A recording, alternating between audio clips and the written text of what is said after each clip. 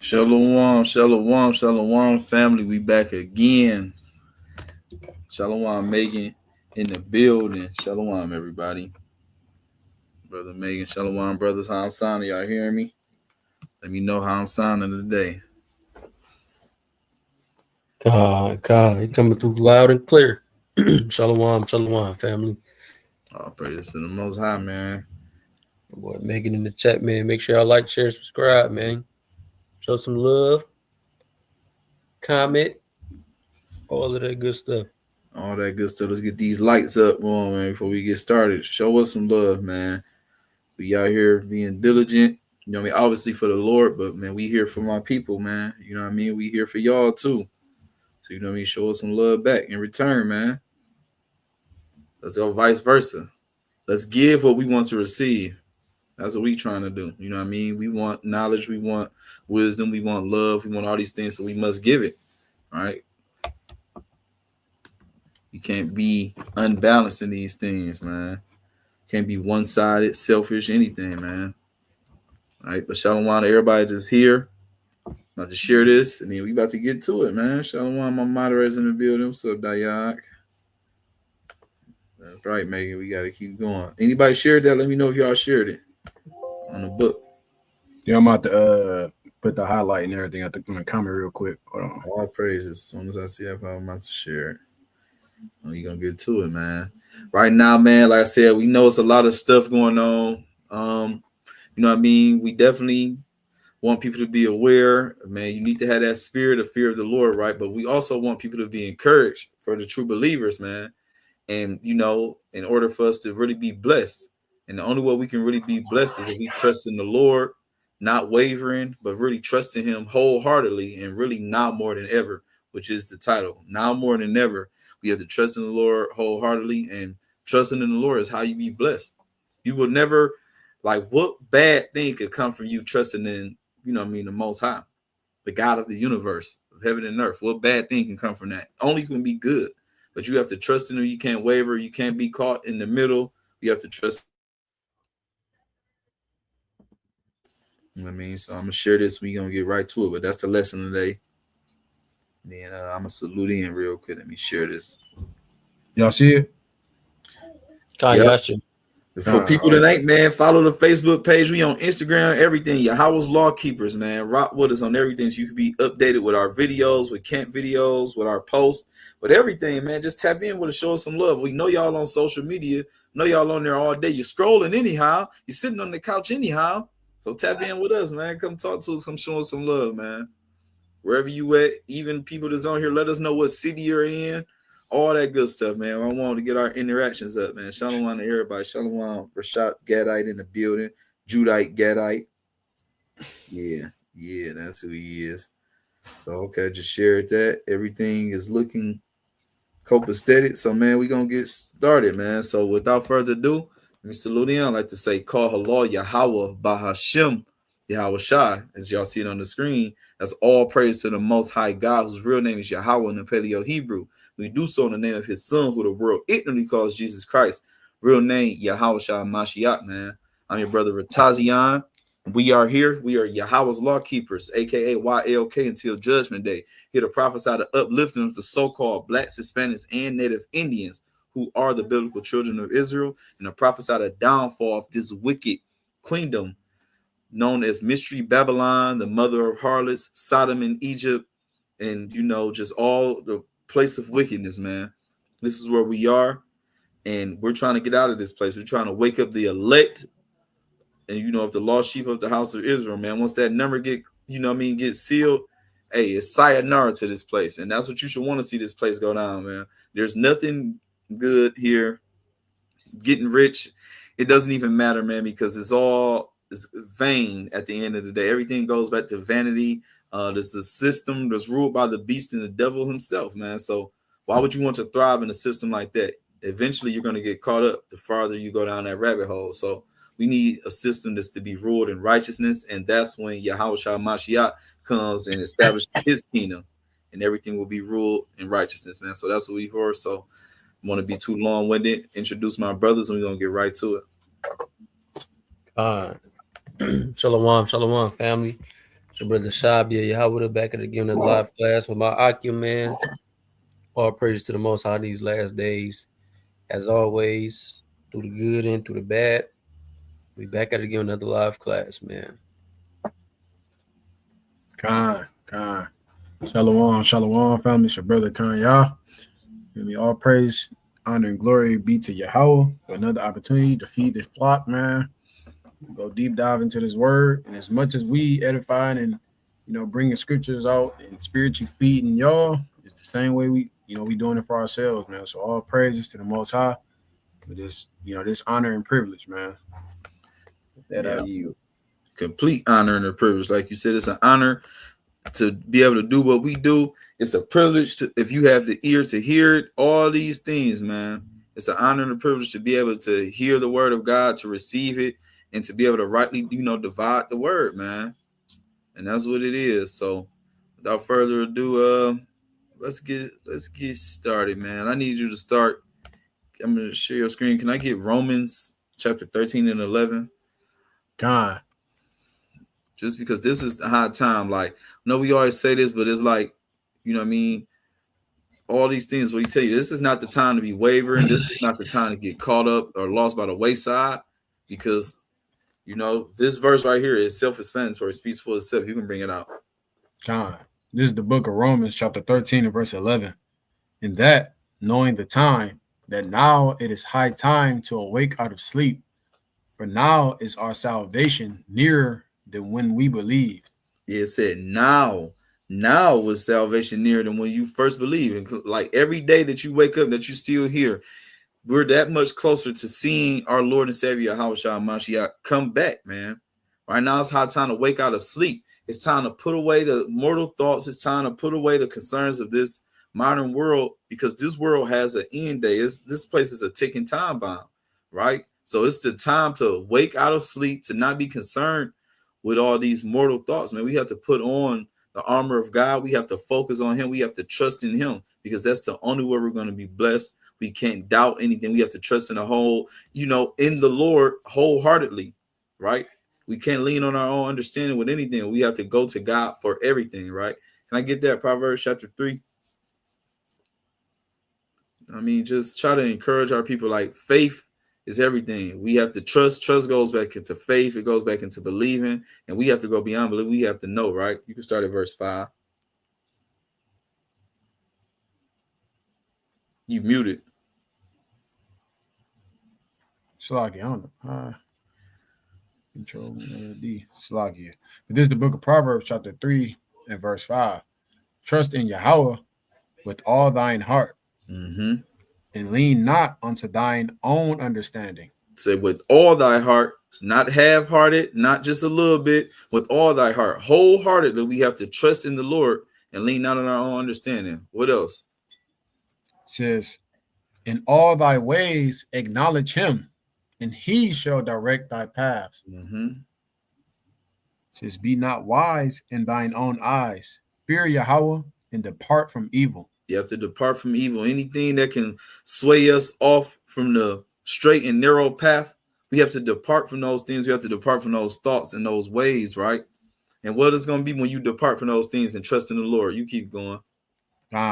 He says, it shall be health to thy navel and marrow to thy bones. You're going to be blessed, man. And that's what we are looking for. That's what we're hoping for, man. Because at the end of the day, we know that this place has to end, and it's going to be death, destruction, and gloom and doom, all this other stuff. But you got to think, after that, what's after that? It's the blessings.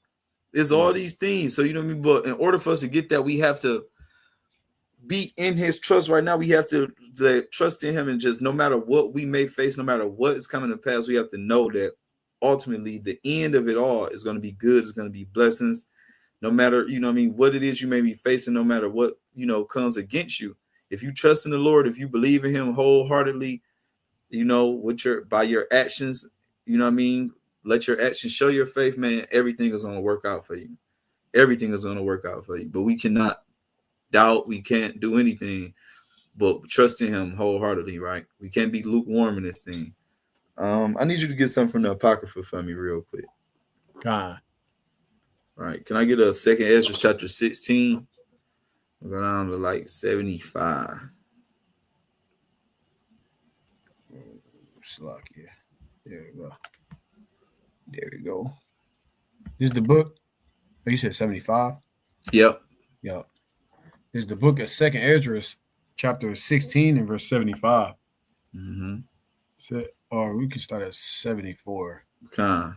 Yeah. It says, "Hear, O ye my beloved, saith Yahawah, behold, the days of trouble are at hand, but I will deliver you from the same." Mm-hmm. He will. God.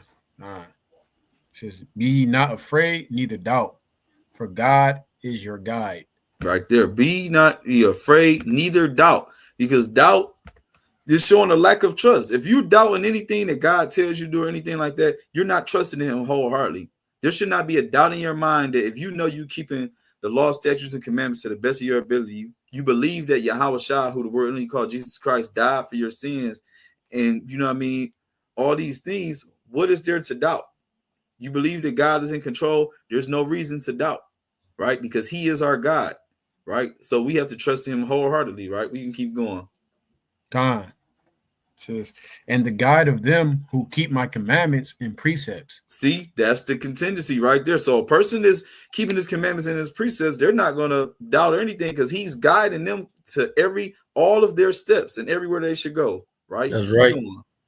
God saith Yahawah power, "Let not your sins weigh you down, and let not your iniquities lift up themselves. Woe be unto them that are bound with their sins." See, that's those people that still stuck. It's still stuck on them. Remember, we went into this the other day, right? People are them sins cover you, and that's what separates you from God. So because you're not obeying his law, statutes, and commandments, so you're not going to be guided. You're not going to be blessed ultimately. You can only get blessed by going to the source. Or just like how, you know, in street terms, like, I need a plug. God is the plug. There is no plug outside of him. There is no power outside of him. There is nothing outside of him. We must go to the source for everything. So even like with our prayers and everything, we can't pray for worldly things. We can't pray like, we used to even talk about it earlier. Like, brothers hope we can hit the lottery and all this other stuff. But I'm not going to pray to God for that. I'll just pray that I can remain in the presence of the Lord. And if I can do that, I have everything because everything comes from him. Everything he is the flow, he is the plug, he is our life. I don't need nothing else if I have him. But we have to trust in him and obey his word. Then he will guide us. You can finish this out. God says, "And covered with their iniquities, like as a field is covered over with bushes, and the path thereof covered with thorns, that no man may travel through.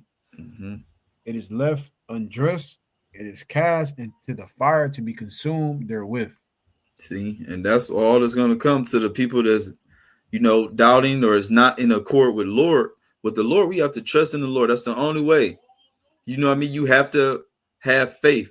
That's what pleases the Lord. Let's go here. I'm going to get a couple more points and I'm going to swing it. Let's go to Hebrews 11, right? Because that is the only way that you can please God. You have to believe in him. It's like if you doubt him in any single way, it's like, I created you, I did all these things. Like, can you see how it's a slap in the face? Or it's like, just imagine, like, how a man will feel about your girl or your kid, right? Just imagine you out with your child somewhere and somebody do something wrong to your kid as a man. And whatever. And it's like, okay, I'm about to stand there, like, I'm about to check this person, but your kid or your woman don't believe that. I don't know if you could take him. That's how it's looking like for God. Like, you sure you can take this man? Like, yeah, you doubted me? You don't think I'm gonna drop this fool? Whatever it may be. You know what I mean? That's how. So just think about it. So how much more from God's eyes if you're doubting that he can't save you or that he can't make something happen for you, that he can't turn whatever situation you may be dealing with around? You know what I mean? You got to think like the nerve and audacity, like in the eyes of the Most High God, Yahawah, the creator of this universe, everything. Like, what do you mean you're doubting I can't do something? You know what I mean? So let's dig into this chapter, son, because this is what goes into trusting in the Lord wholeheartedly. You can't trust in the Lord without faith. You can't even please him without it. It's gonna do it. Let's keep going. Let's get it though. That's right. This is the book of Hebrews, chapter 11 and verse 1. It says, "Now faith is the substance of things hoped for, the evidence of things not seen. For by it the elders obtained a good report." Yeah, so we have examples of it. The elders before us, our forefathers, the patriarchs, and many people. And they're going to go into it. That's how they obtain a good report, by having faith, right? Let's keep going. That's right. Through faith, we understand that the worlds were framed by the word of God, so that things which are seen were not made of things which do appear. Mm-hmm. By faith, Abel offered unto God a more excellent sacrifice than Cain, by which he obtained witness that he was righteous. See, it was evident of his faith. It was evident that he was righteous by the sacrifice that he did, by his works. So his faith was shown by what he did, right? Keep going. And then that's going to be for everybody. If you're a person out here saying you have faith in Christ, every time if I go out, damn, I can't leave without this. Oh, did I forget this? Oh, something might happen to me today. Like, how are you saying you're a person of faith, but then you out here worrying, doubting, and in fear? Fear and faith are literally contrary to each other. You can't be living in fear and say you have faith. It's impossible, right? But let's keep going. God says, God testifying of his gifts, and by it he being dead yet speaketh. By faith Enoch was translated that he should not see death, but was not found because God had translated him. For before his translation, he had this testimony that he pleased God. He had pleased God. Why? Because he was a man of faith. And that's what everybody should aim to do. Please the Most High God, Yahawah, in the Paleo Hebrew. Say it. Make sure it's in your name. Make sure that name is ingrained in your brain, Yahawah. And who you call Jesus, YAHAWASHI, you have to pray in that name to Yahawah, right? But keep going. My point was in 6, but you can finish it out, though. God says, but without faith, it is impossible to please him. No, we can't please the Lord. Says, without faith, it is impossible to please him. There's nothing you can do to please the Lord if you don't believe in him. But what's the point? It's impossible, right? Keep going.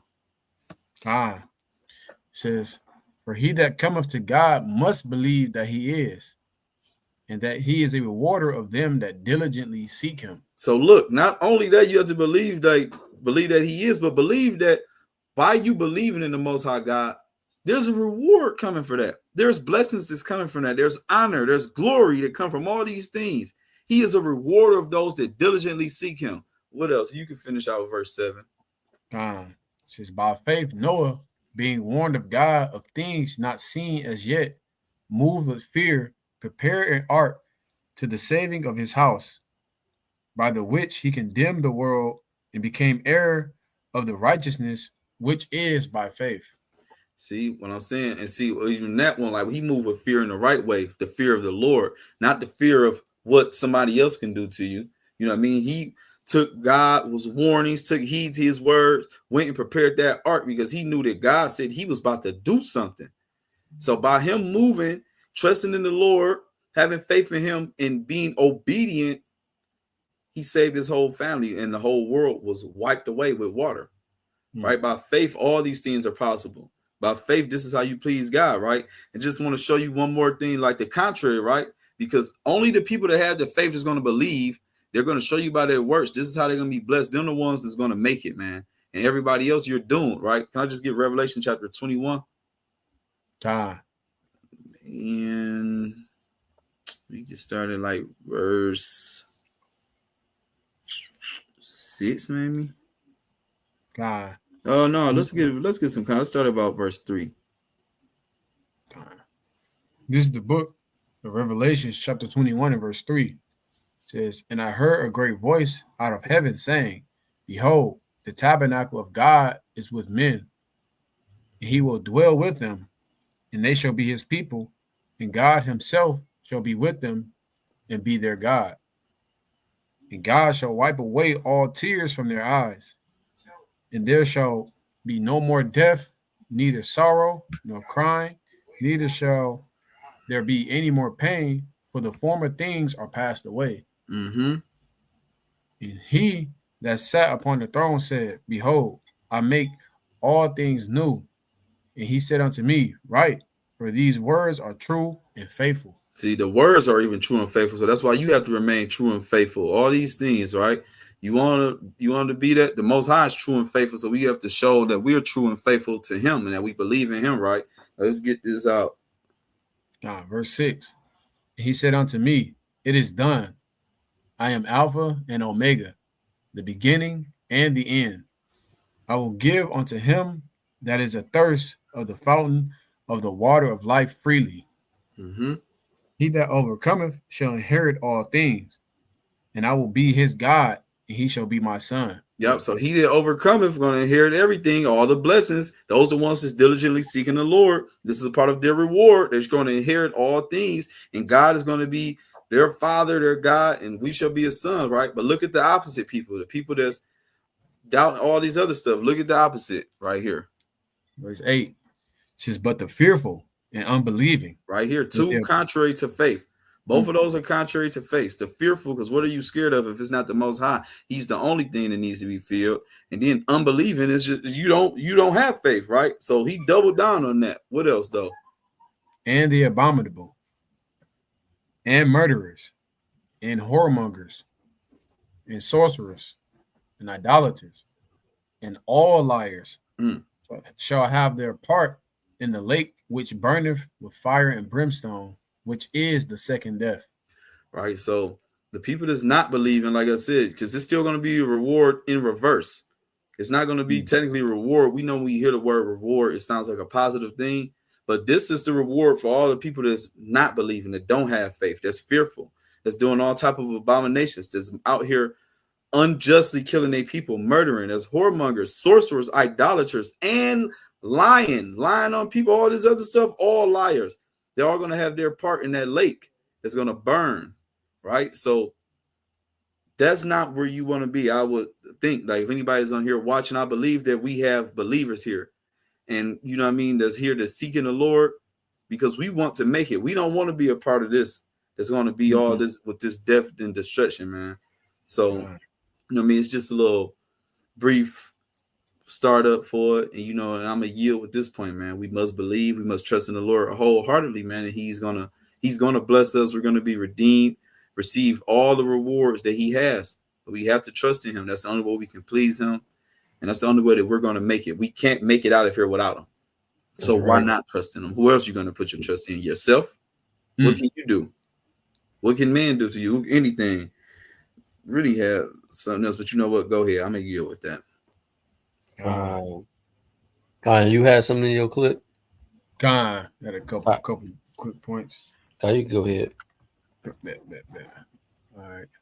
Like you're saying, man, we gotta have faith. We gotta believe and trust in the Most High, and it's really important to double down on that trust, because at the end of the day, we can't control anything anyway. He controls everything. So what sense does it make not to trust the one in control of everything? If he has set us on the path of doing what is pleasing to him and allowing us to know him, where's the doubt? Why are you doubting? You feel me? None of us plan in our lives to be doing what we're doing now, but we are. You feel me? Like, and that's not something that we did of ourselves. It's something that the Most High has put in place. So just want to go with these couple quick points, man. Just showing you the spirit that we need to be in, just showing you, like, the Most High, he ordained everything, man. So if somebody can bring out this Psalms 5 and 11 through 12 real fast. I got you. It's the book of Psalms, chapter 5 and verse 11.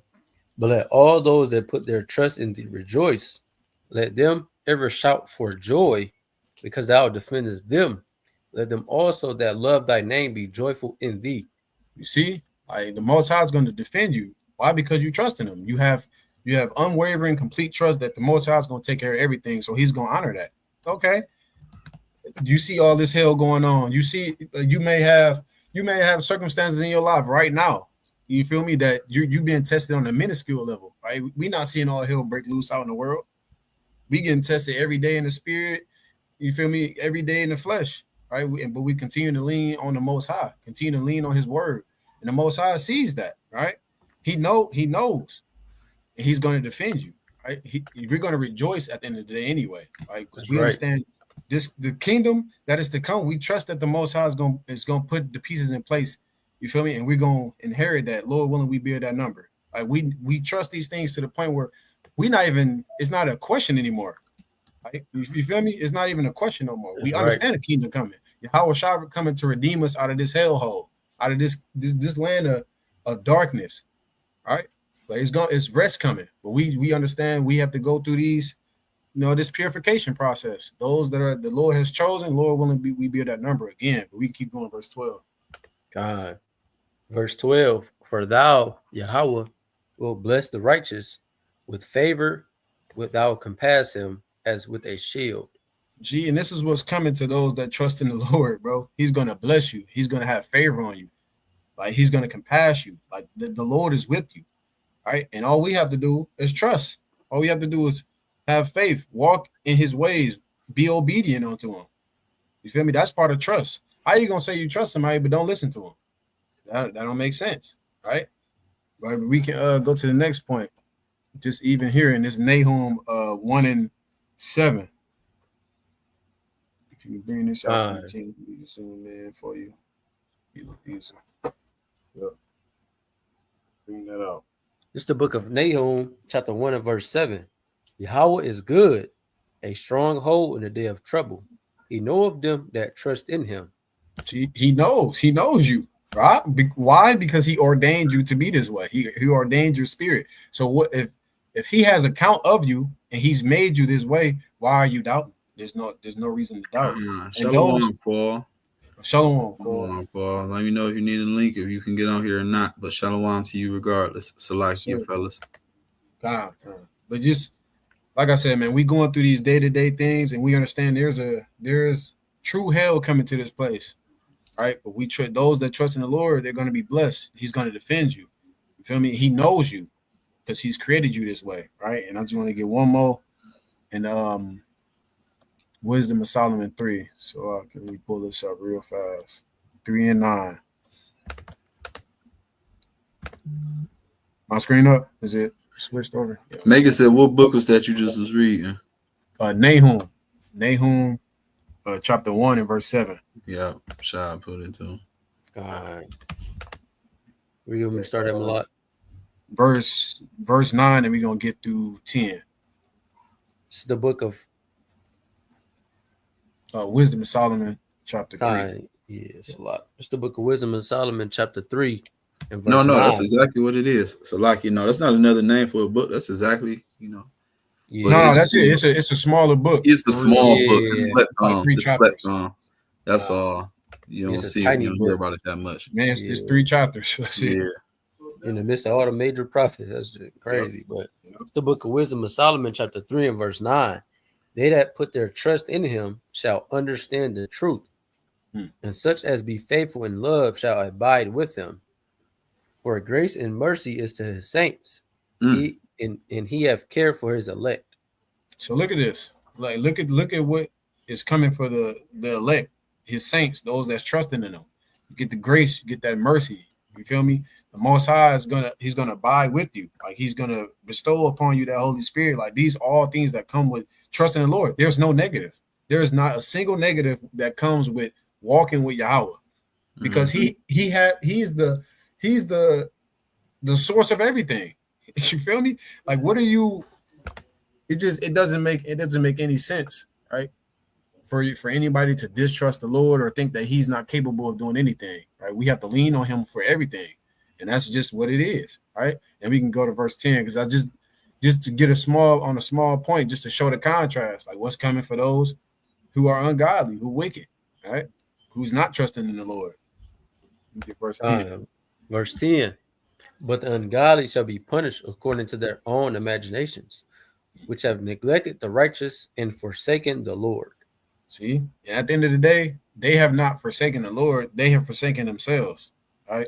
Because if you have that pride in your mind to think that you walking away from the Most High, or if you thinking that those who are serving Him ain't shit, then you got something coming for you on the back end. Like the Most High sees that. Why? Because He has care. He knows the ones that's trusting Him. So if you treating them some type of way, He getting on you. And that's why we always say we don't have to necessarily get revenge for nothing, because the Most High is going to do something to them 10 times, 100 times worse than what anything we could possibly have done. You feel me? So it's all about that trust in the Most High, having that faith, that unshakable faith. And you're gonna go through trials, you're gonna go through tests that is gonna build and nurture your faith, nurture your trust in the Lord. And you got to trust that process. Like we all going through it, man. We just at different stages. We got different levels in it. But the Most High is gonna see us through, and that is the faith and the patience of the saints, man.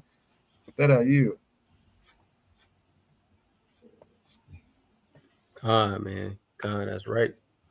That's right, man. I just wanted to go into some examples of our forefathers enduring and trusting in the Lord even at the worst times, right?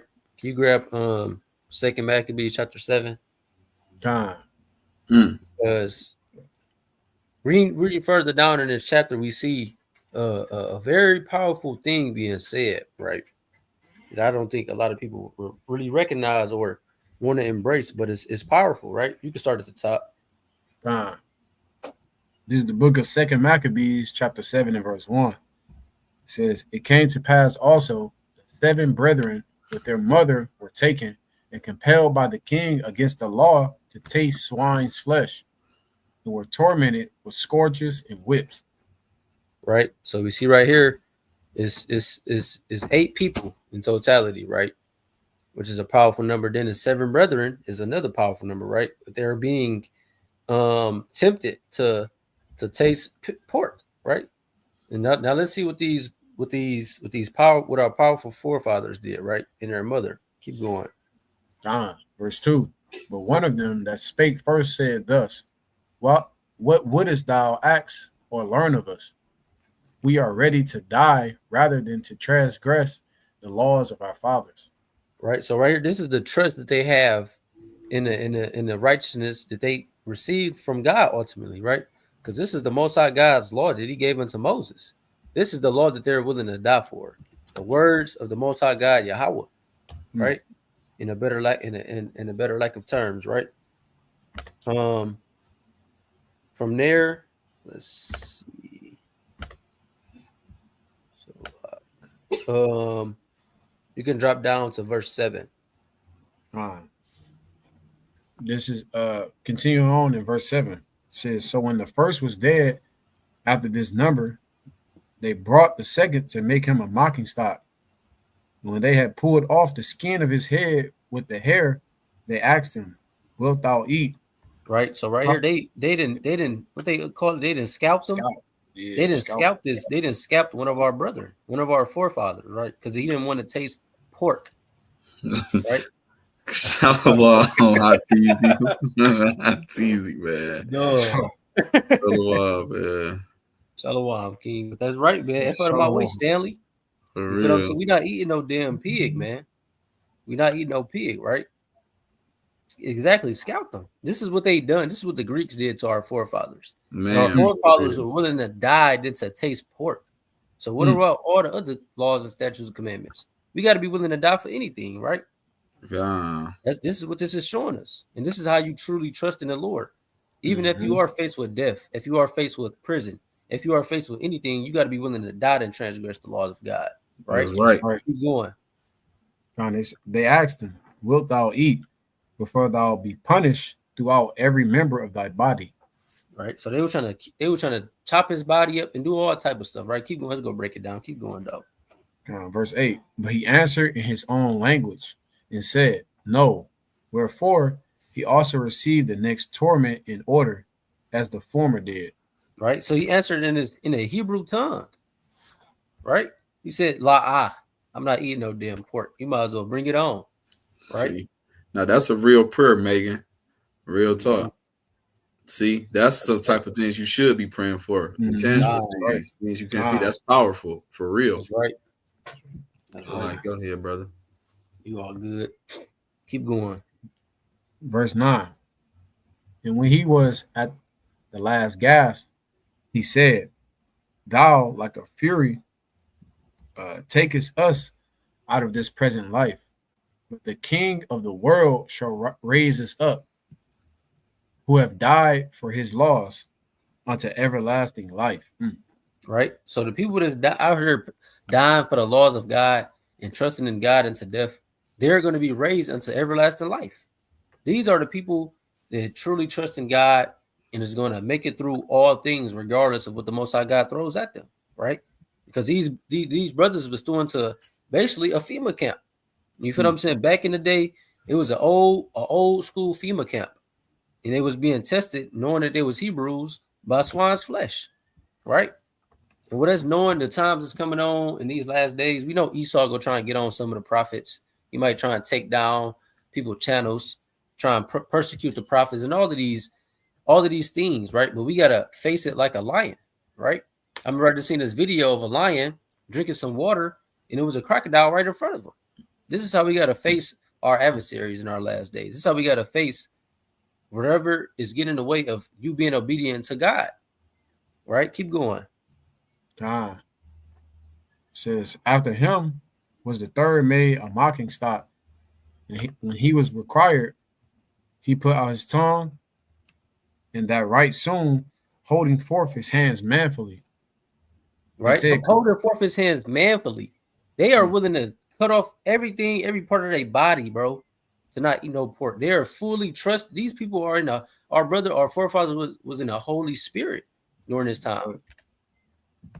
They willing to do whatever than to eat some damn pork, bro. They willing to do whatever. It don't matter what it is. Right? Yeah. Keep going. And these niggas will do whatever these days. Man, try not to not eat pork. Like, what, yeah. What do you mean? That's crazy, man. Verse 11, it said courageously, these I had from heaven, and for his laws I despised them, and from him I hope to receive them again. Wow, he talking about his hands. Yeah, that's he crazy. Said, these I got from heaven. He got this from the Most High. He understand I got these from the Most High, right? But for his laws, he go despise his own hands. He willing to cut off his hand, right? Then to despise the laws of God. And he say, from him I hope.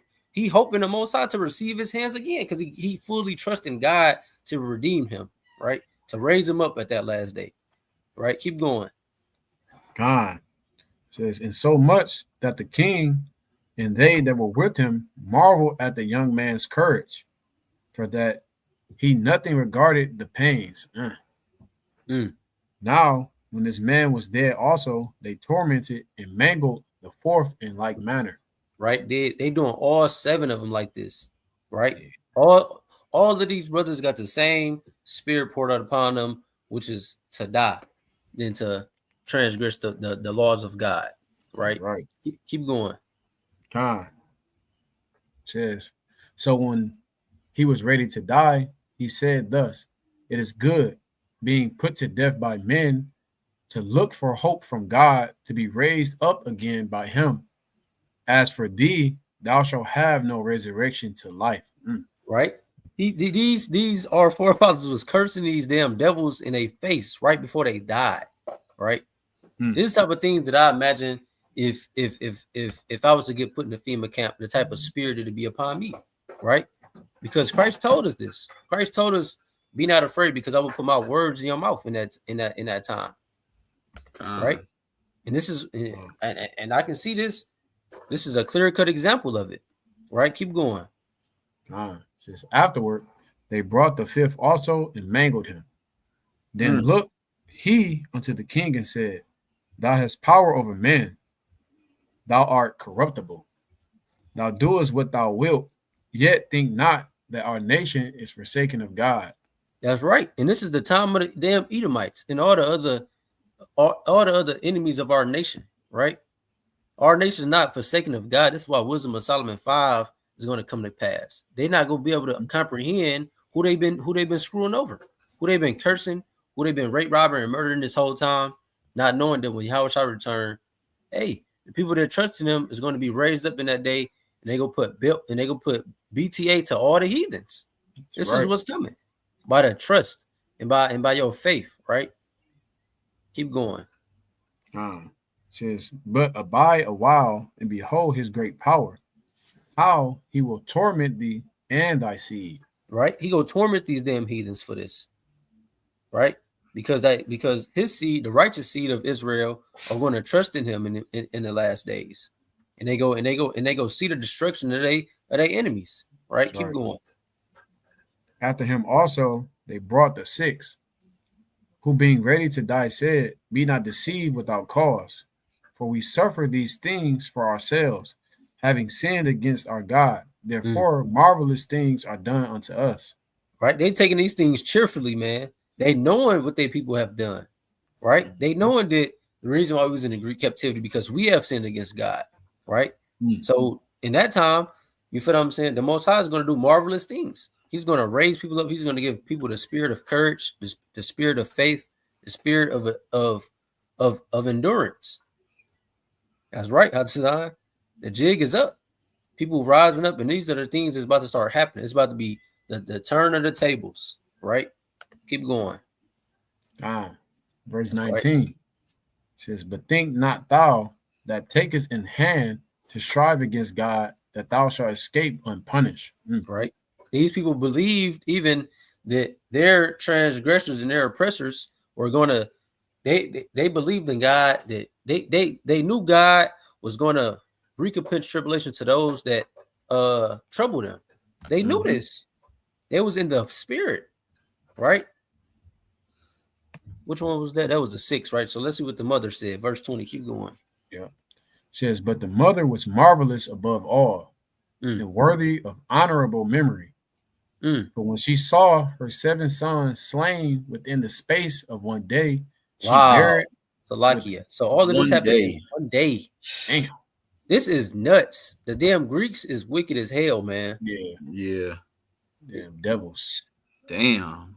Keep going, man. Saying she buried with good courage because of the hope that she had in Yahawah. Damn. A sister seeing all 7 of her sons be killed in one day, and she's still having faith in the Lord. This is true faith. She still took it with good courage, all of that, man. Like Hatiza just said, that's Sirach 2 and 4. Right? Take cheerfully whatever is brought to upon you, man. Take it cheerfully, right? Keep going. Says, yea, she exhorted every one of them in her own language, filled with the courageous spirits, and stirring up her womanish thoughts with a manly stomach, she said unto them, I cannot tell how ye came into my womb, for I neither gave you breath nor life, neither was it I that formed the members of every one of you. Damn. So she even know that she's not the true creator, right? She even know that she didn't do all the things that happened in her womb, right? Keep going.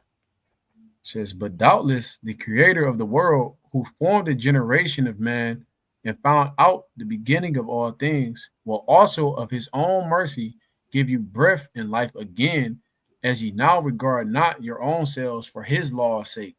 Right? This is fire. She even knowing that the Most High God is going to have mercy upon them and rise them back up, but not disobeying his law. Right?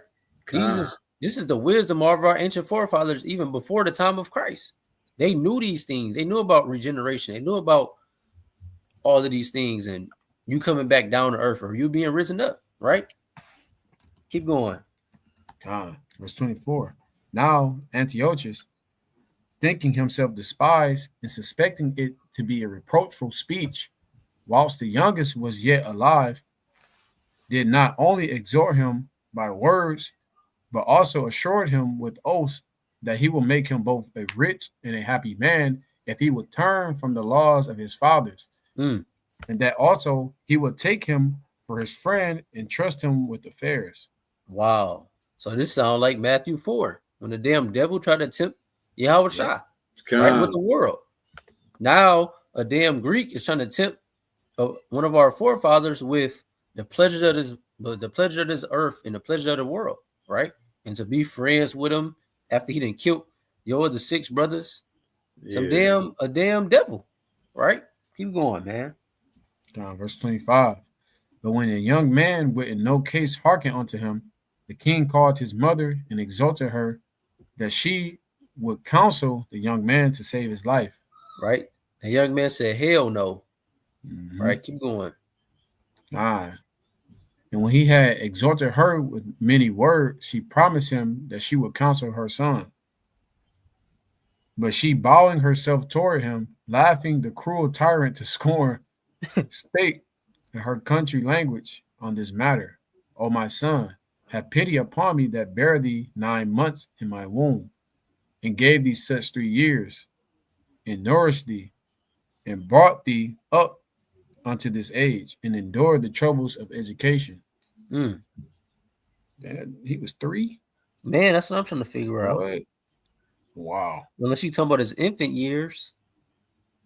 And gave these such 3 years. Man, that's crazy. Verse 28 says, I beseech thee, my son, look upon the heaven and the earth and all that is therein, and consider that God made them of things that were not, and so was mankind made likewise. Mm-hmm. Fear not this tormentor. Fear what? But fear not this tormentor. Right? Because like the brother said earlier, fear is contrary to faith. You cannot fear your tormentors. You cannot fear trials and tribulations. You cannot fear nothing but Yahawah. Right? Keep going. It says, but being worthy of thy brethren, take thy death, that I may receive thee again in mercy with thy brethren. Mm-hmm. While she was yet speaking these words, the young man said, whom wait ye for? I will not obey the king's commandment, but I will obey the commandment of the law that was given unto our fathers by Moses. That's right. And thou that hast been the author of all mischief against the Hebrews shall not escape the hands of God. Damn. That's right. Them damn Edomites, them niggas not escaping the damn hands of God. Impossible. That's right. So just as much as we believe in the curses that came upon us, we got to believe in the blessings. We got to believe and know that the Most High God is going to save his people from afar. And he's going to rain judgment upon the heathen nations and our enemies. Right? And Lord willing, we be at that number. We get to see it. Because this is the patience and the faith of the saints. Right? Grab that real quick. You can drop that. Right? Right. Grab Revelations 14 and 12. I was grab that one hot teasy pull too. Just because Joshua really won 8 and 9. Yeah, we could grab that. This is the book of Revelation, chapter 14 and verse 12. It says, here is the patience of the saints. Here are they that keep the commandments of God and the faith of Yahawah. Right? Just as we seen them brothers do it. Right? They believed in God wholeheartedly. So I would wholeheartedly believe that when they was regenerated, they will believe on Yahawah. Right? Because Yahawah did the same thing. Right? Keep going.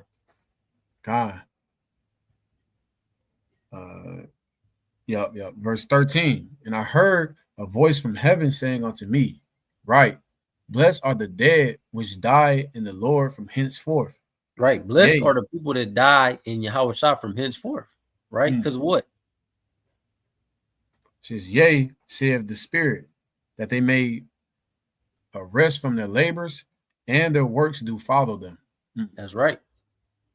That they may rest from their labors. They may rest for the things they have done. Right? The people that probably pass away in the truth, they probably already did what they were supposed to do.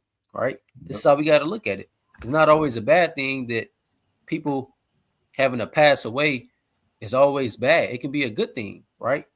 Even with the death of Yahawah, that we can look at it as bad, but in reality, it was the best thing to happen to Israel, right? To be redeemed. It's a form of redemption, right? It's that lamb that was shed for us, right? You can grab that Joshua chapter 1 and verse. Yeah, he's espousing more to the 3 years. I mean, yeah, more than likely it is. I mean, it could be 3 years where they was in the truth. It could be a lot of different things, since that's a Greek captivity that was going on then. So you got to think a lot of us was separate. We were, not walking in our ways no more. So they could have been, people that was for that period of time, and that was their test right there. You know what I mean? I go through it, but hey, so you probably have to go deeper into that just to answer your question. You want to get straight to point now or start at 8? You can start at 8. This is the book of Joshua, chapter 1 and verse 8. This book of the law shall not depart out of thy mouth, but thou shalt meditate therein day and night, that thou mayest observe to do according to all that is written therein. For then thou shalt make thy way prosperous, and then thou shalt have good success. Have not I commanded thee? Be good and be strong and of good courage. Be not afraid, neither be thou dismayed, for Yahawah thy power is with thee whithersoever thou goest. That's right. Yahawah's wherever we are, wherever the Israelites are at, that's where the Most High God is at. Especially if they truly believe and continuously have faith in His only begotten Son Yahawashi Yahawah. Right. And with that, I yield. All praise to the Most High. All praise to the Most High. Cool. What's up? How you feeling, man? Shalom. Give me 1 second. Let me go downstairs real quick. Yeah, no, Megan, I ain't gonna lie, but it did say that's the youngest son. Like I said, that is crazy to think that a 3-year-old can be talking like that. Like if it said it was the youngest son. Yeah. I don't know. Like I said, it could be different with the context, like I said, but Yeah. I'm not doubting God. Shit, it could still be a 3-year-old. You know what I mean? He can do anything. So shit. Especially like you gotta think about the numbers and the 7 brothers. So it's like that's a spiritual number, and it's 8 in total. That's a spiritual number. So it's like it could have been a 3-year-old just prophesying or something, or just speaking. Yeah, the Most High just poured His Spirit out on that. Yeah, because they all had the Spirit. Obviously, if they willing to die.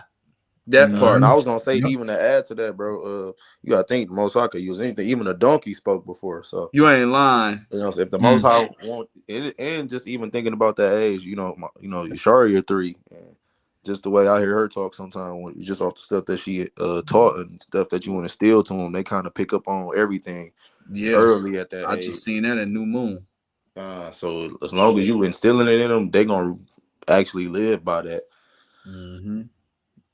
That's right. But just to kind of pick up, even just piggyback off of that, I'm not sure if nobody brought it up, but we can go to that Sirach too. No, we didn't bring it out. It just was mentioned. Let's get it. We could just hit verse 10, just get straight to the point. Going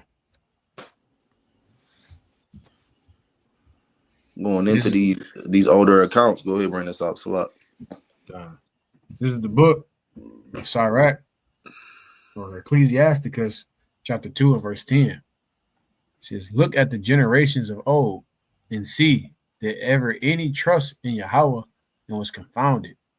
Or did any abide in his fear and was forsaken? Or whom did he ever despise that called upon him?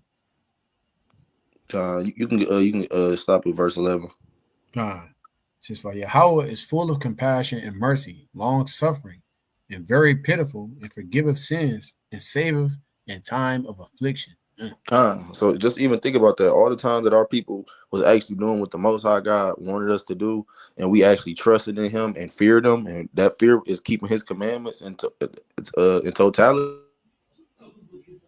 He always saved us in the time of our affliction, whether it's through captivities, whether it's just through personal situations or anything. Look back to people like Job. Look back to Abraham when he went into Egypt. And, you know what I'm saying, he knew they was going to try to, kill him for his wife. The Most High sent a dream to Pharaoh, letting them know that he was going to get put to death. It's a lot of things that the Most High will always do, right? And that it always works in our favors. And that just leads us into the next precept. We can get the book of Romans, chapter 8 and verse 31.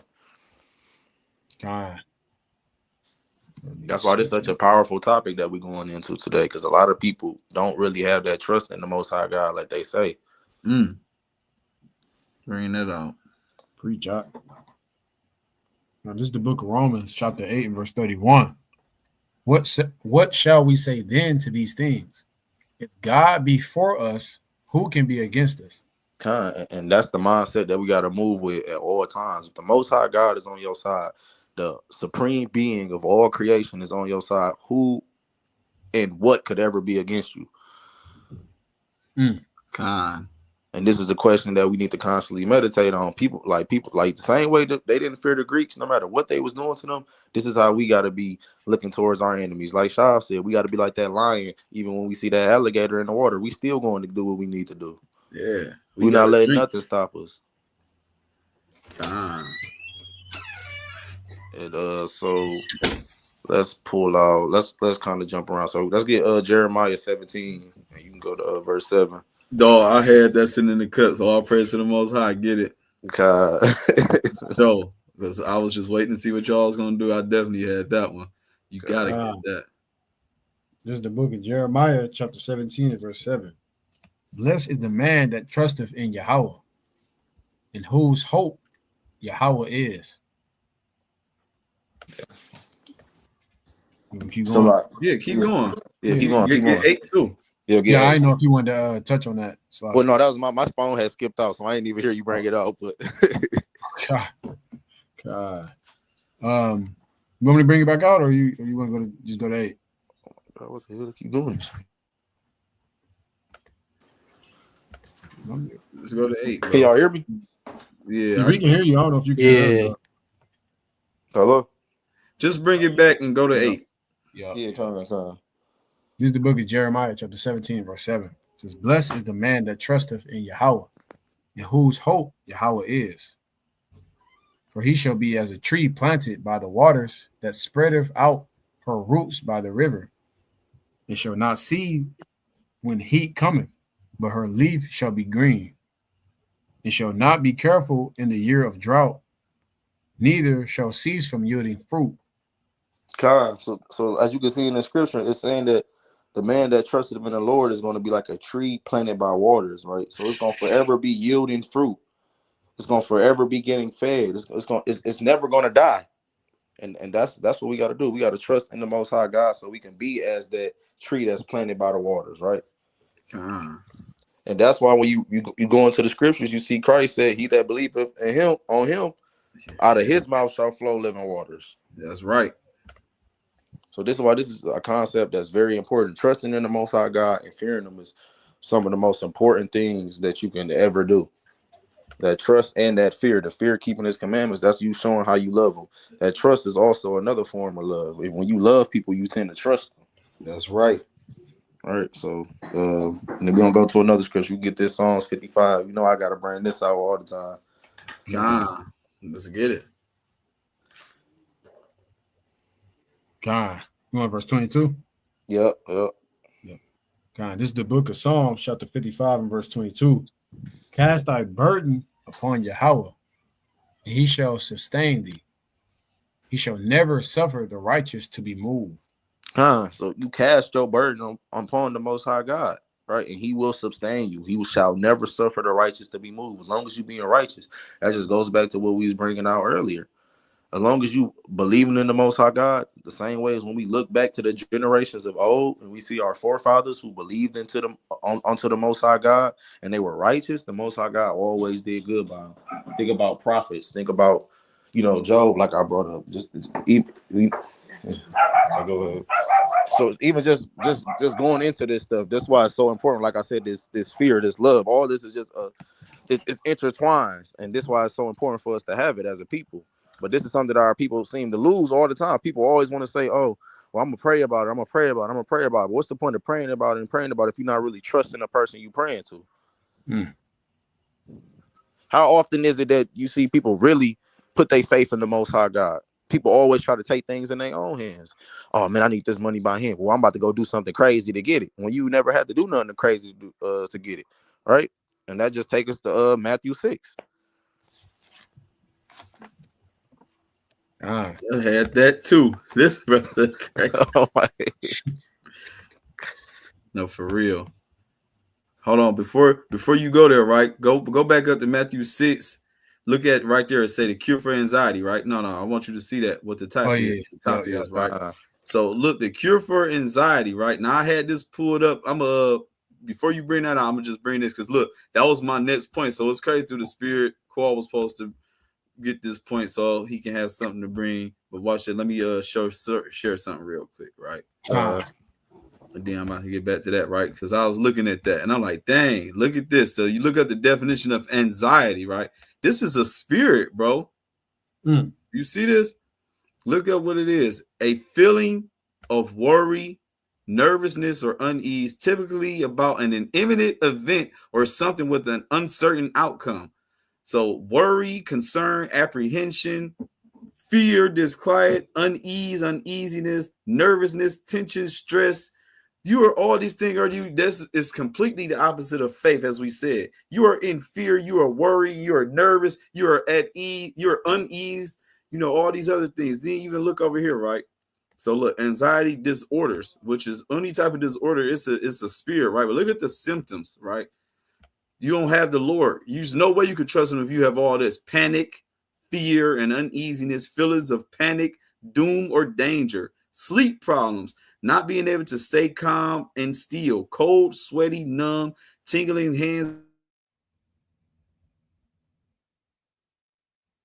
palpitations, dry mouth, nausea, tense muscles, dizziness, thinking about a problem over and over again, unable to stop, rumination, inability to concentrate intensely or obsessively, avoiding feared objects or places.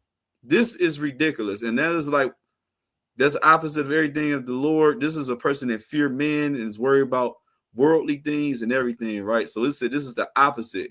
So when you go back to this, the cure for anxiety, which is ultimately trusting in the Lord. So if people just claim they have anxiety, that's a spirit. People don't need to say that like, well, I have anxiety and all this other stuff. That is crazy.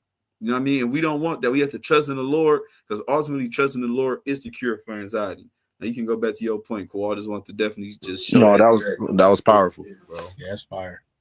Yeah. What you want me to start with, Cole? Start at 25. Just start from top. This is the book of Matthew, chapter 6, and verse 25.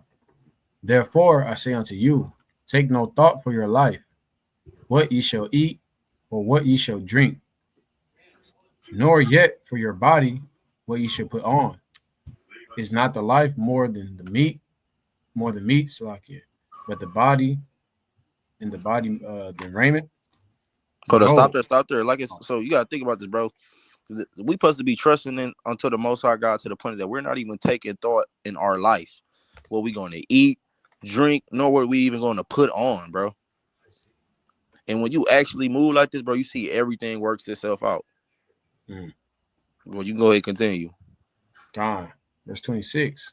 But behold, the fowls of the air, for they sow not, neither do they reap, nor gather into barns, yet your heavenly Father feedeth them.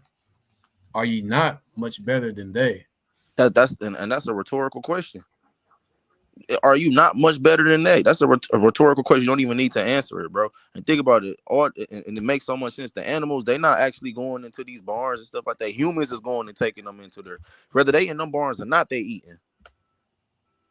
And how much more for us? Go ahead, continue.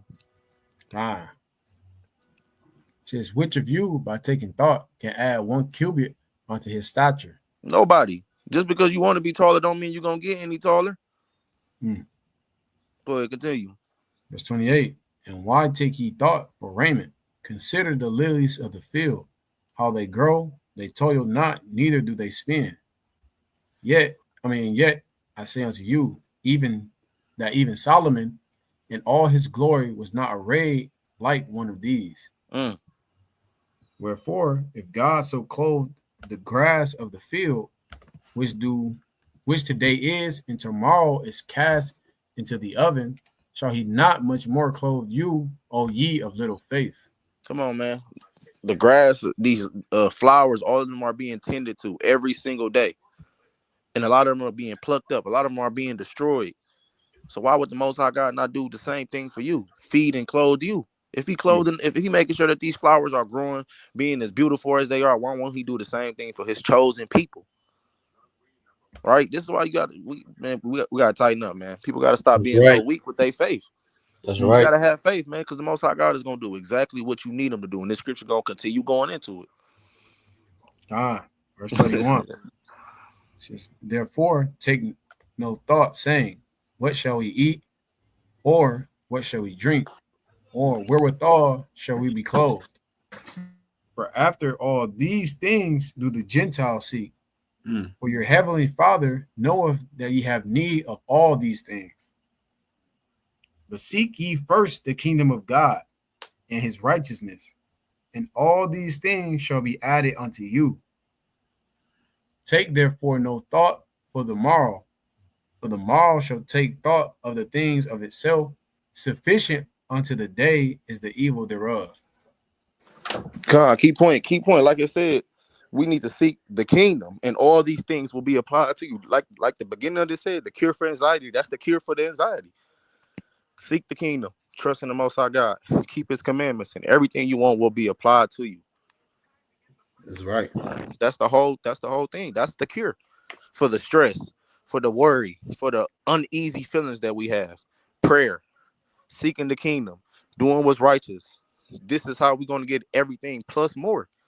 When we get into the kingdom, it's not even going to be any more worry. The word anxiety not even going to be a word no more for us. That's right. But how do we get to that point? What we need to do is exactly like it's saying, seek the kingdom. And that's how you get all that stuff. That's how you get that brand new job you wanted. That's how you get that brand new car you wanted. Even though all that stuff is vain, it's just what you've been asking for, right? Mm-hmm. And the Most High gonna give you all that plus more. He gonna give you an everlasting kingdom. Mm-hmm. Something that you ain't gonna never have to sit there and say, man, I can't pay these bills this month. It ain't gonna be none of that no more. You know what I'm saying? So I got one more, and then this I'm gonna yield after this. You can get Psalms 37.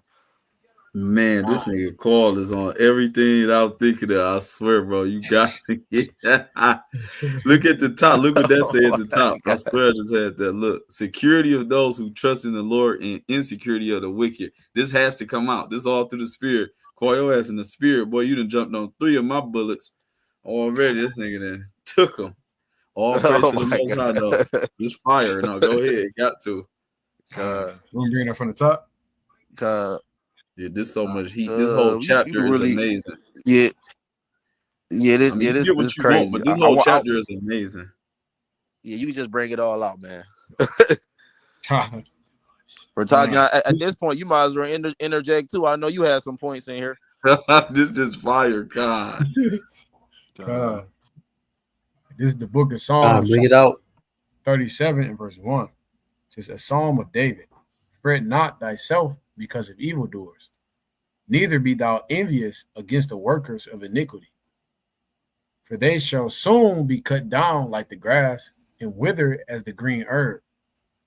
Trust in Yahawah and do good. So shalt thou dwell in the land, and verily thou shalt be fed. Like how Teezy said, you're gonna be fed.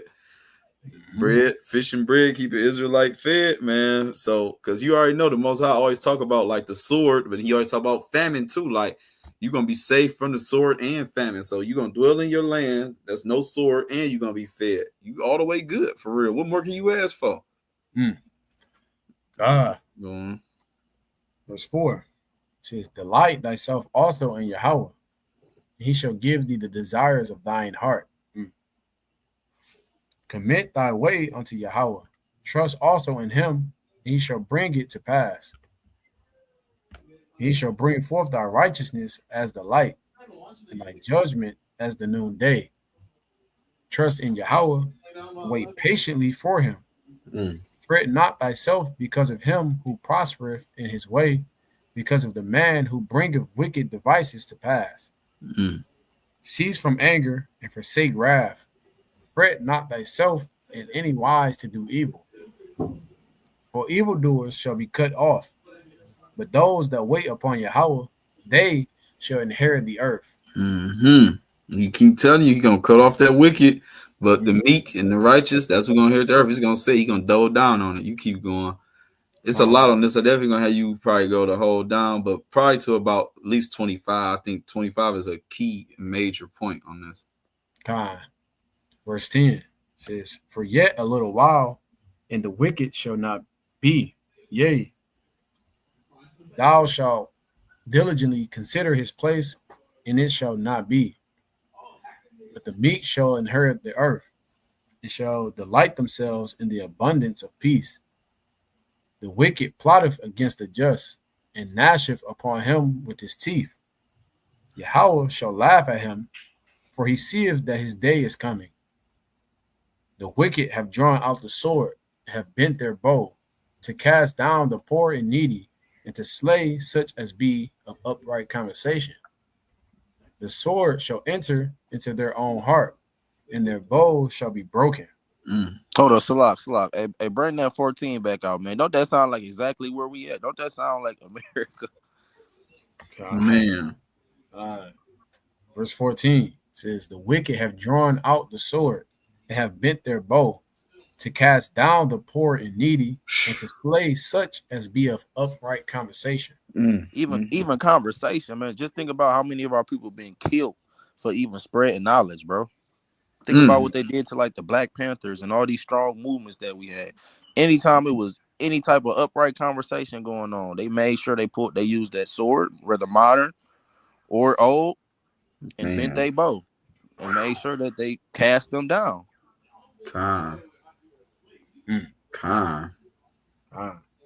Continuing on. I'm just read through 15 again. It says, the sword shall enter into their own heart, and their bow shall be broken. A little that a righteous man have is better than the riches of many wicked. For the arms of the wicked shall be broken, but Yahawah upholdeth the righteous. I ain't gonna lie, right there, that's 16 kind of hitting, because these modern women, they would not agree with that. It said, little that a righteous man have is better than the riches of many wicked. And you gotta think, most of the time, the people that have the money, and don't get me wrong, you want our people, I hope the brother repent, but you gotta think, woman gonna overlook, a brother that just got a nice little job in a crib for some money over P. Diddy or something that's rich as hell. But look at the wickedness and stuff that P. Diddy is into. He got all the riches in the world, but the Most High said it's better to deal with that righteous man with just, a little bit that's getting by. But women is not going to see it that way. And most people won't either. Like, shit, I'm going to go with PD. I'm going to deal with all the wickedness and the baby oil and the freak offs.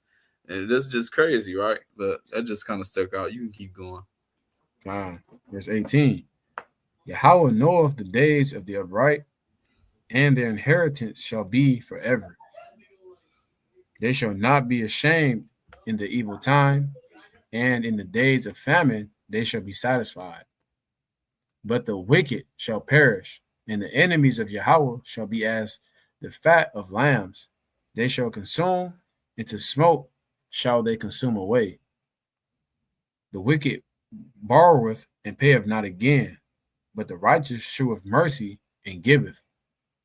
For such as be blessed of him shall inherit the earth, and they that be cursed of him shall be cut off. The steps of a good man are ordered by Yahawah, and he delighteth in his way. Though he fall, he shall not be utterly cast down, for Yahawah upholdeth him with his hand.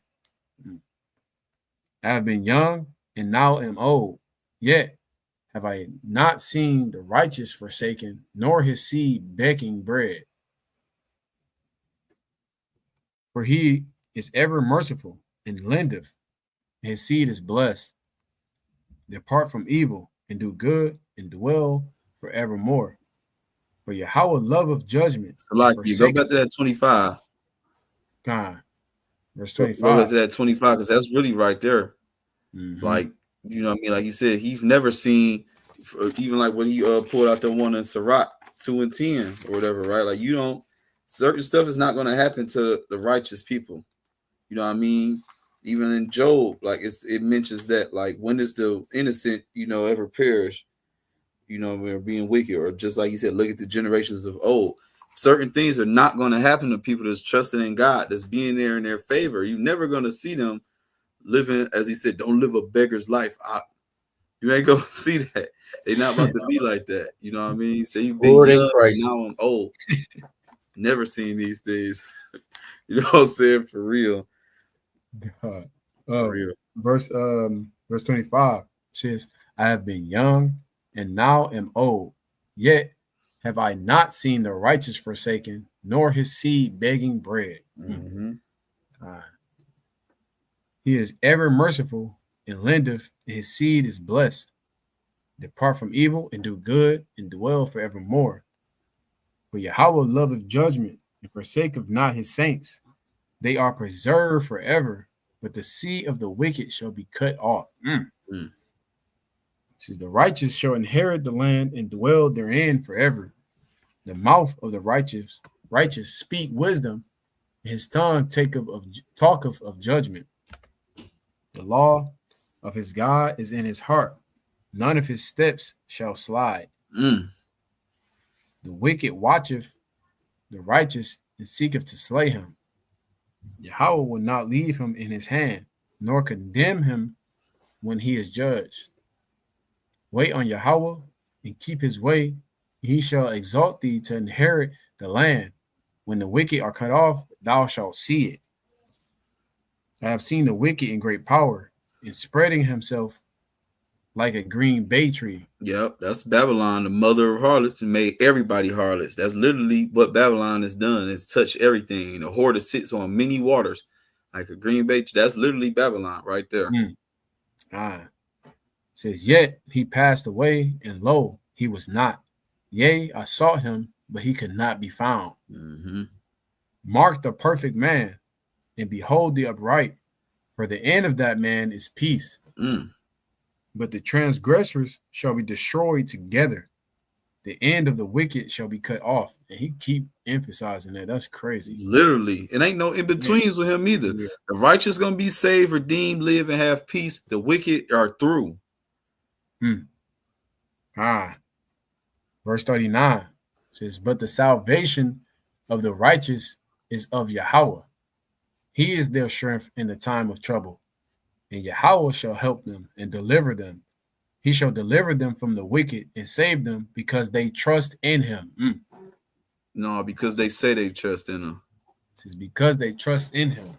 All of that is literally because they trust in the Lord. And that's wholeheartedly. That's not half and that's not doubting. They trusting in the Lord. And the Lord is going to redeem. He's pleased with their actions and all of that. Right. Cool. You got some more? It's still on Yo Ghost for real. That was my last precept for. I probably had like one more or something, but I'll bring it back. You can go ahead. I'll yield for the moment. I really just had like really one or two more for real because he's up on a couple. Let's get Psalms 1 though, because it goes with the it goes with the precept in Jeremiah 17. Actually. Which you want to start with? Start from the top. This short chapter. Yeah. This is the book of Psalms, chapter 1 and verse 1. Blessed is the man that walketh not in the counsel of the ungodly, nor standeth in the way of sinners, nor sitteth in the seat of the scornful. But his delight is in the law of Yahawah, and in his law doth he meditate day and night. He shall be like a tree planted by the rivers of water, that bringeth forth his fruit in his season. His leaf also shall not wither, and whatsoever he doeth shall prosper. Say, whatsoever he doeth shall prosper. You got to think, bro. That is so powerful. In a sense, no matter what you do, you meditate on the Most High's law. That means you're trusting in his word because you're believing it and you're soaking it up. Now you're like a tree planted by rivers of water, and everything you're going to prosper in everything, no matter what it is. Bro, that is a hell of a blessing, bro. And all you have to do is trust in God. That's amazing, right? You can finish this out. Verse 4. The ungodly are not so, but are like the shaft which the wind driveth away. Therefore, the ungodly shall not stand in the judgment, nor sinners in the congregation of the righteous. For Yahawah knoweth the way of the righteous, but the way of the ungodly shall perish. See, again, he already told you every time the wicked is going to be removed, they're going to perish. The righteous is going to reign, and the wicked is going to perish, man. They're going to leave. They don't have anything. They're here just for a temporary moment. They're here so we can see an example of who not to be, and ultimately watch their demise. That's all they have. That's an inevitable end, right? And I also just want to give another one. I know we do this, but it's just one I meditate on, just like with the version of how Shah brought out the Maccabees, man. But I always think about when trusting in the Lord, no matter what you may be facing, man. And I want to pull out Daniel, man. Those 3 wise children, man. Daniel chapter 3. Let's get some of that, and and I'm gonna yield with this. Just because they trusted in him no matter what, no matter who you could be faced, you got to think they in the face. It's like you being in the face of Donald Trump right now. That's what they facing, Nebuchadnezzar at that time. You know what I mean? big dog, king, whatever they up here, and he want people to bow down. It's like even what's gonna come now, like they're gonna make people bow down to accept this mark of the beast. What you gonna do? Are you gonna take it, or you got to be willing to die? And that's what we have examples of, right? So you can just get this from the top. Off the top. This is the book of Daniel, chapter 3 and verse 1. Bring it out. Nebuchadnezzar, the king, made an image of gold, whose height was 60 cubits, and the breadth thereof 6 cubits. And he set it up in the plain of Dura, in the province of Babylon. Then Nebuchadnezzar, the king, sent to gather together the princes, the governors, and the captains, the judges and treasurers, the counselors, the sheriffs, and all the rulers of the provinces, to come to the dedication of the image which Nebuchadnezzar the king had set up. And that's crazy that he said in the province of Babylon, which that's where we are again, Mystery Babylon, and he has set up a damn idol for so people to come dedicate to. So let's keep going. Now, verse 3. Then the princes, the governors, and captains, the judges, and treasurers, and the counselors, the sheriffs, and all the rulers of the provinces were gathered together unto the dedication of the image that Nebuchadnezzar the king had set up. And they stood before the image that Nebuchadnezzar had set up. Then an herald cried aloud, to you it is commanded, O people, nations, and languages, that at what time ye hear the sound of the cornet, flute, harp, sackbut, poultry, dulcimer, and all kinds of music, ye fall down and worship the golden image that Nebuchadnezzar the king has set up. And whoso falleth not down and worshipeth shall the same hour be cast into the midst of a burning fiery furnace. So exactly. So you gotta think, bro, these niggas are gonna have an orchestra basically go off when it's time to do it. Think about all them instruments gonna be going off at one time to just let you know what time it is. All these damn instruments, they're gonna be playing a damn live band. Like, well, that is ridiculous, man. To be honest, right? You keep going on this though. Verse 7. Therefore, at that time, when all the people heard the sound of the cornet, flute, harp, sackbut, and the psaltery, and all kinds of music, all the people, the nations, and the languages fell down and worshipped the golden image that Nebuchadnezzar the king had set up. Wherefore, at that time, certain Chaldeans came near and accused the Jews. They spake and said to the king Nebuchadnezzar, O king, live forever. Thou, O king, hast made a decree that every man shall hear the sound of the cornet, flute, harp, sackbut, psaltery, and dulcimer, and all kinds of music, and shall fall down and worship the golden image. And whoso falleth not down and worshipeth, that he should be cast into the midst of the burning fiery furnace. There are certain Jews whom thou hast set over the affairs of the province of Babylon, Shadrach, Meshach, and Abednego. These men, O king, have not regarded thee. They serve not thy gods, nor worship the golden image which thou hast set up. Bro, you gotta think about how bad these niggas hating was, bro. Like hating ass snitches. They didn't call them out by name, told them everything. Like, bro, you are some damn haters and weak ass Chaldeans. Excuse my language, but that's just crazy how they really just threw them all the way out there under the bus.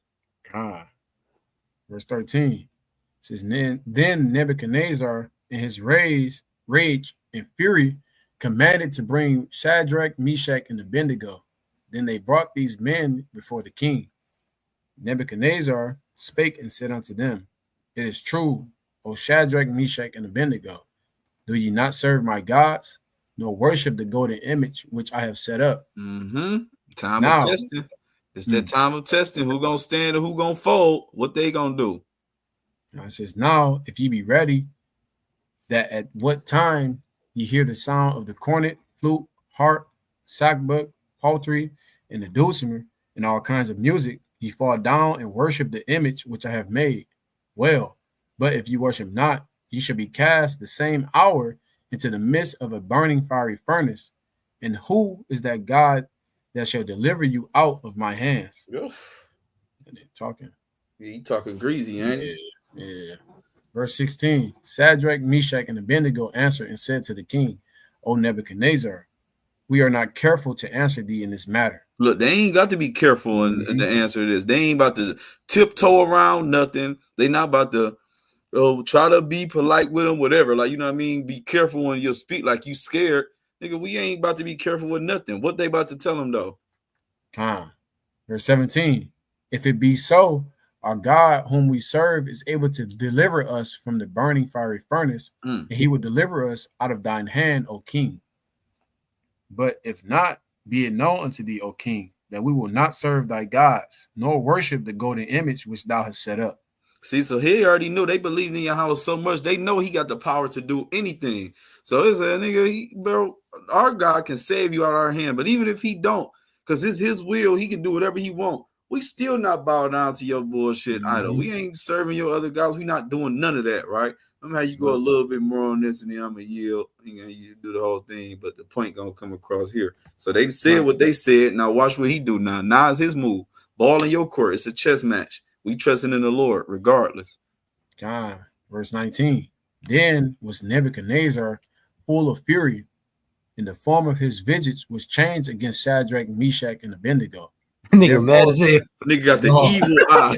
Oh, nigga got the evil eye on these niggas. Nigga looking like the Arthur meme. Fist closed. Oh damn. God. That's crazy. Therefore he spake and commanded that they should heat the furnace 17 times more than it was wrought to be heated. Look, then he turned it up some more. He said, I got something for you niggas. They already throwing people in it. He said, okay, they think it's sweet. Nigga want to turn it up 7 times more. This nigga really mad. Nigga, right? Let's keep going though, brother. That's crazy. And he commanded the most mighty men that were in his army to bind Shadrach, Meshach, and Abednego, and to cast them into the burning fiery furnace. Then these men were bound in their coats, their horsing, and their hats, and their other garments, and were cast into the midst of the burning fiery furnace. You can threw them in fire with clothes on. You got to think it's already like you going in the fire, they throw you on like it's just extra hot now. Man, that's crazy. I just want to mention he even said he heated it up 7 times more than it was already heated. That's another 7, like with the shit that was going on in Maccabees 7. Yeah. Wow, spiritual as hell. 7 times. Yeah, he could have chose any number. Man, exactly. 7 times more just to show that God is at work and what type of benefits comes from trusting in him. So let's see. That's crazy, Shad. God, I just want to put that out.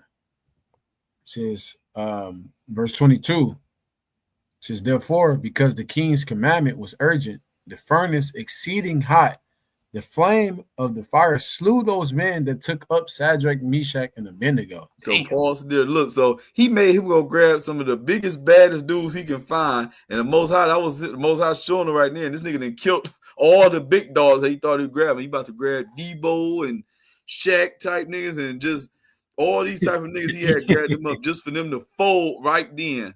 Damn. He grabbed the toughest people for them to get exterminated. They got slew by the fire, right? Let's keep going. Verse 23 says, and these 3 men, Shadrach, Meshach, and Abednego, fell down, bound into the midst of the burning fiery furnace. Damn, so they didn't even get through in technically because the other dudes got burnt. They probably just fell in after seeing their ass get blew up or something like. Now they fell in. Now watch this part. It says, then Nebuchadnezzar the king was astonished, and rose up in haste and spake and said unto his counselors, did we not cast 3 men bound into the midst of the fire? They answered and said unto the king, true, O king. He answered and said, lo, I see 4 men loose, walking in the midst of the fire, and they have no hurt, and the form of the 4th is like the Son of God. Right. Then Nebuchadnezzar came near to the mouth of the burning fiery furnace and spake and said, Shadrach, Meshach, and Abednego, ye servants of the Most High God, come forth and come hither. Then Shadrach, Meshach, and Abednego came forth of the midst of the fire. And the princes, governors, and captains, and the king's counselors, being gathered together, saw these men upon whose body the fire had no power, nor was a hair of their head singed, neither was their coats changed, nor the smell of fire had passed on them. Right, bro. They said, so that lets you know, bro, like, because I said earlier, there is no power outside of Yahawah. It said the fire had no power on them, no hairs were burnt, the coats ain't look burnt, nothing, and they didn't even smell like they've been around a damn fire. You already know, everybody know, you pull a grill out, anything campfire, your clothes is smelling like it. So what type of power is that? God. All right, you can finish this out and I yield. Yeah. Verse 28. Then Nebuchadnezzar spake and said, Blessed be the God of Shadrach, Meshach, and Abednego, who have sent his angel and delivered his servants that trusted in him. And have changed. Hold on, that did what? That trusted in him. Delivered his servants that trusted in him. That's what our whole message is. Wholeheartedly. They didn't doubt. Even they laid down their lives. He said he sent his angel and delivered his servants that trusted in him, man. Keep going. And have changed the king's word and yielded their bodies, that they might not serve nor worship any god except their own God. Therefore, I make a decree that every people, nation, and language which speak anything amiss against the God of Shadrach, Meshach, and Abednego shall be cut in pieces, and the houses shall be made a dunghill, because there is no other God that can deliver after this sort. Then the king promoted Shadrach, Meshach, and Abednego in the province of Babylon. And that's through the Spirit, because that's what's ultimately going to happen to the people that make it out of this Babylon, out of this captivity. You make it through and you hold on to God and you trust in him, you are going to be promoted in the next kingdom to come with a glorified body, with everything that you could ever want, and ultimately, inherit the kingdom, man. And that's what we all looking for. But ultimately, that only comes by trusting in the Most High God, even to the point of laying down your life for him if you got to. And that's what we have to do, man. And with that, I yield. All praise to the Most High. All praise to the Most High, man. I was gonna say I got one more. It goes along with like this whole message, man. Continuously trusting him and just know that the reward of our righteousness is not in vain, right? I want you to grab 1 Corinthians chapter 15 and verse 58 in NLT. God. Bring this up. You said 58? Yeah, 58. Yeah. This is the book of 1 Corinthians chapter 15 and verse 58 in the NLT. So, my dear brothers and sisters, be strong and immovable. Always work enthusiastically for the Lord. For you know that nothing you do for the Lord is ever useless. Right. So all our labor, all our prayers and fasting and meditation, it's not useless. All of these things are for a purpose, and Lord willing, we be at a number that reap the benefits of our righteous works, right? By the grace of Yahawah, by Son YAHAWASHI, man. With that, I yield. Fire too.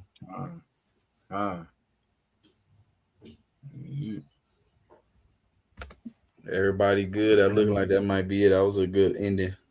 God. Right. Yeah. Smoke. God. Said everything is to show God's glory, man. No matter where he go, they made sure Babylon knew better than to play with their God, and this Babylon about to know it too. When they see all these, elect men propped up, shining, looking like gold, the gold of Ophir over here. When they see all these things with them, like a bunch of these Simon Tokos come over here and all this other stuff pop back up, man. It's about to be a glorious, beautiful thing, man. They not about to win this time. They not about to continue to get down on us and continue to kill and slay the prophets. All this is coming to an end. It's their time to face the sword. That's right. Right. So, man, Lord willing, this was an edifying and, hope-filled, encouraging lesson to y'all, because this really came through the Spirit for us, man. Like, a lot of our stuff we actually planned out and all this other one, but this one wasn't even planned out, and it came together really so beautifully, man. we got to give all praise, honor, and glory to the Most High God, man. His hand is at work. It's been moving for real, man, because this is one of the ones that was straight through the spirit. And I mean, this is amazing how it turned out, even from the precepts that brothers had from us having the same ones and everything. It's just that like-minded, that spirit, man. So all praise to the Most High, man. He deserves all praise, honor, and glory, man. Real talk. That's right. Man, call law. YLK. For real, man. You've been on Just here a quick reminder, man. 37 minutes. Go ahead, Like, brother. Salaki. Yeah, just some quick point, man. Like for brothers and sisters, you know, we going through these trials in the flesh, bro. Like, but something we got to work on and constantly remind ourselves is to put this flesh in check, because it, you know, you gotta always stay on top of it. Be spiritual, and when you are going through those moments of worry and the flesh is starting to talk and trying to, you know, come in between, you gotta just constantly remind yourself the Most High is gonna take care of it, and pray on to Him. Hey, may you remove this spirit of anxiety from me. You feel me? And imbue me with more faith. Draw me closer. Like these are the things that we need to be praying for in these last days and in this testing period, man. So, Lord willing, you feel me, brothers and sisters was edified, and all praises to the Most High Yahawah. That's right. All praises. The water Megan, man. All praise to the Most High, man. Yeah. So, Lord willing, man, we'll be back. It'll be another one of their so-called months. You know, we had new moons. So we know it's a new month anyway. But Lord willing, we'll be back June the 3rd, Tuesday evening, 8:30 p.m., man. Make sure y'all tap in. Make sure you're subscribed. Make sure you have the bell notification on. Like I said, if you on Instagram, Facebook, all that, search us up. Lock in with us. Yahawah's Law Keepers, man. Y'all know what time it is. We ain't going to talk y'all to death. Shalom to everybody that came out. Make sure y'all taking notes, man. Make sure y'all staying in the spirit, man, and having that faith, man. Do whatever you need to boost it, man. Fast, pray, meditate, read. You know what I mean? Sit and wait on the Lord, man. And He will guide you. He will instruct you and direct your paths, man. So with that, I'd like to say, call Allah Yahawah. Bahashim HaMashaYach Yahawah. Say Shalom, Ahava Thumb, and Kwam Yasharala, Israel. Till next time. Shalom. Shalom. Shalom. Shalom. Shalom. Ahabatah.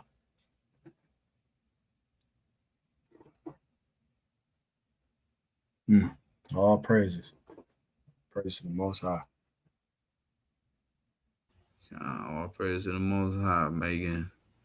All praises, King.